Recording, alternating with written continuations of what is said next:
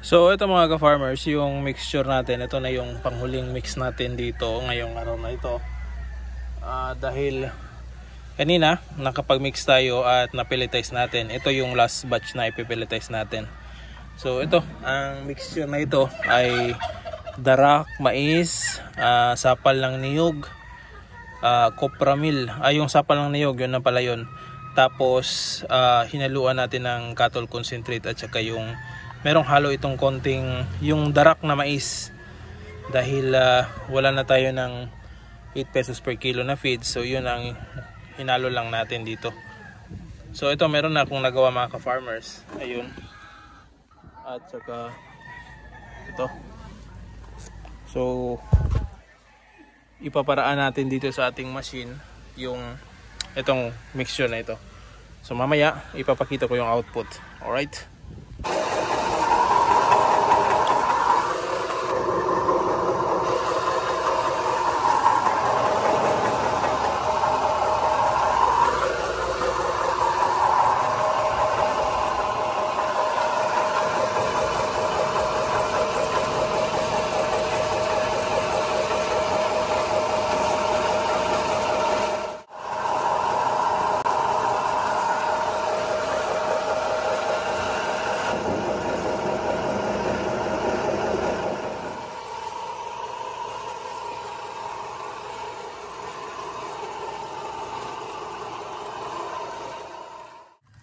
Ito yung feeds na 8 pesos per kilo na nabibili sa Agribit.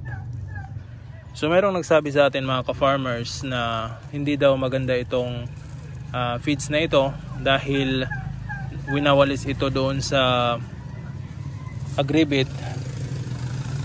Tapos baka meron daw mga dumi, mga ipot ng daga or ipis. So hindi yun maiiwasan mga ka-farmers na magkaroon dito. Pero base sa pinagkunan ko ng nito sa Agribit, hindi naman madumi mga ka-farmers yung kanilang Agribit. So ito ay kapag nagigiling sila ng grains, hindi naman madumi yung area. Pero hindi yan maiiwasan mga ka-farmers. Pero ang gagawin natin dito mga ka-farmers, merong nagsuggest na ibababad ba daw. Nung una, ito ay yung wala pa akong pelletizer machine ay ibinababad ko ito sa mainit na tubig, pinakulong tubig para siguradong mamamatay yung bakterya. Pero ngayon mga ka-farmers, hindi ko na ito binababad kung ipapadaan natin sa pelletizer machine. So yan dami pang pellets. Dahil mga ka-farmers, ito kapag dadaan ito sa pelletizer machine dito, yan, mainit yung pellets. So kapag mainit yung pellets mga ka-farmers, ay kapag mayroong bakterya dito, ay sigurado naman akong mamamatay doon. Dahil maiinit yung itong mga feeds na ito doon sa makina. Kaya para na rin natin dinisinfect itong mga feeds na nanggaling sa Agribit na winawalis. So yun lang mga ka-farmers. So far merong nagsabi na ito daw ay magkakasanhin ng sakit sa ating manukan. Pero sa akin mga ka-farmers, so far hindi naman nagkakasakit yung mga alaga ko. So hindi ko rin purely binibigay na ganito, hinahalo ko rin sa ibang feeds kagaya niyan. Alright, so yun lang mga ka-farmers. At sa mga nagtatanong naman about dito sa pelletizer machine, kung hindi ba nag-aaksaya lang tayo ng kuryente dito, mas mahal pa yung kuryente, bayarin ng kuryente kung bibili sana tayo ng pure feeds or commercial na feeds na lang. So meron din nagtanong kung bakit hindi ibigay natin yung powder na mixture natin, ibigay natin agad sa manok. Ano daw ang kaibahan sa powder at saka itong na-pelletize na feeds kagaya niyan? So ang sagot ko mga ka-farmers, ito naman ay isa sa mga pangarap natin na magkaganito. So hindi ko na iniisip yung malalakyan sa gastos ng kuryente. Pero nung natingnan ko naman yung bill namin last month, hindi naman nagkakalayo sa bill ng previous bill namin talaga nung hindi pa ako gumagamit nito. So hindi naman tuloy-tuloy yung paggagamit natin dito. Siguro sa isang linggo gagamit lang tayo ng isang beses or 2 beses. So para sa akin, hindi naman mag-aaksaya tayo ng pambayad sa kuryente nito. For me lang yung mga ka-farmers, ewan ko sa iba.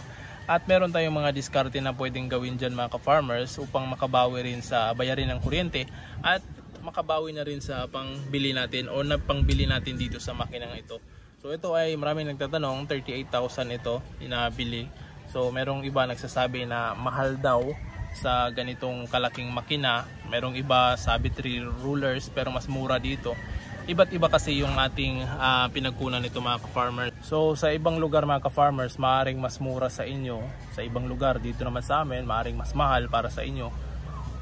Etong sa amin para mga ka-farmers ay para sa akin, nasa tamang presyo lang naman dahil hindi ako agad-agad bumibili nito. So kung bibili kayo ng gamit mga ka-farmers, pinag-iisipan yan, especially kapag mahal. So sa akin, matagal ko nang pinag-iisipan nito.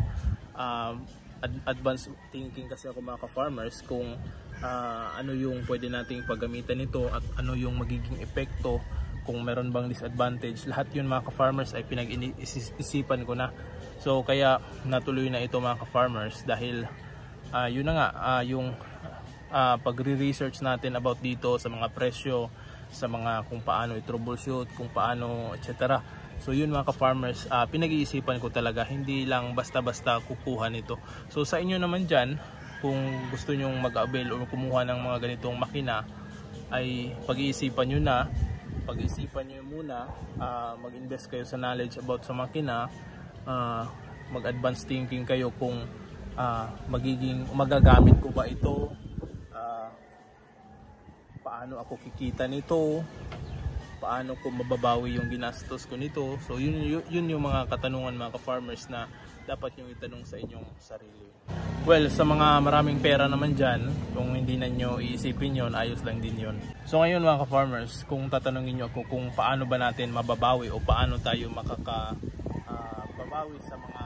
makababawi sa pagbili ng makina nito na 38,000 tapos yung kuryente. So ang mga naisip ko mga ka-farmers ay ibabahagi ko na lang sa inyo. So ito, dahil personal use magagamit din natin sa ating manukan, so why not sabayan natin mga ka-farmers ng negosyo.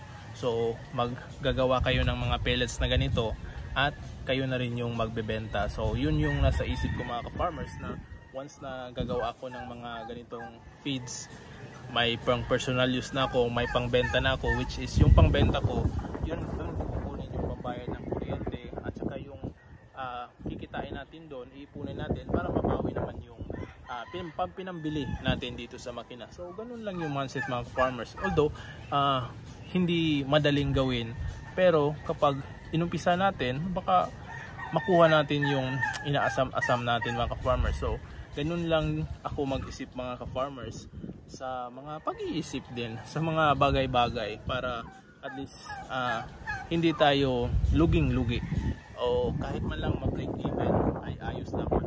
Kung malugi man, ayos lang din yun mga ka-farmers. Meron pa namang ibang pagkakataon para kumita. So yun lang mga ka-farmers, sana meron kayong konting natutunan sa ating ibinahagi at sa mga nagtatanong, sana nasagot ko kayo. So yun, maraming salamat.